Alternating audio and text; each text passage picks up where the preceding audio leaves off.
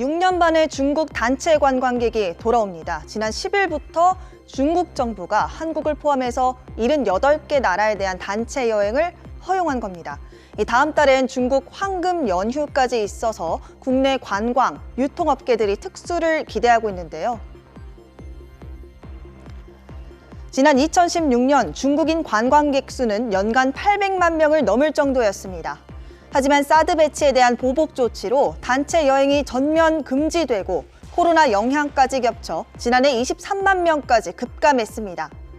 올해 상반기 국내 관광 수지 적자가 5년 만에 가장 컸던 만큼 중국인 단체 관광에 대한 기대가 클 수밖에 없는데요. 그럼 중국 관광객들은 한국에서 돈을 얼마나 썼을까요? 지난 2019년 기준 한국 여행을 온 중국인들은 평균 약 1,700달러, 우리 돈으로 220만 원 정도를 썼습니다.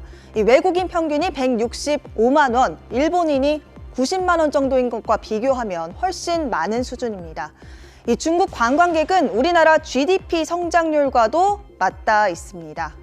한국은행은 중국인 관광객이 100만 명 늘어나면 국내 총생산, GDP 성장률이 이렇게 0.08%포인트 올라간다고 분석했습니다.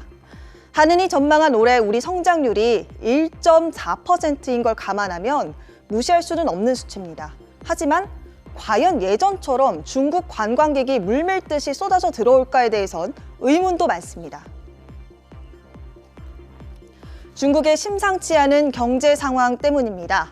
중국의 소비 심리는 좀처럼 살아나지 않고 있는데요. 중국의 지난달 소매 판매 증가율은 2.5%, 예상치보다 2%포인트 낮습니다. 특히 지난 6월 청년 실업률은 21.3%로 역대 최고치를 찍고선 이번 달부터는 아예 발표도 중단했을 정도입니다.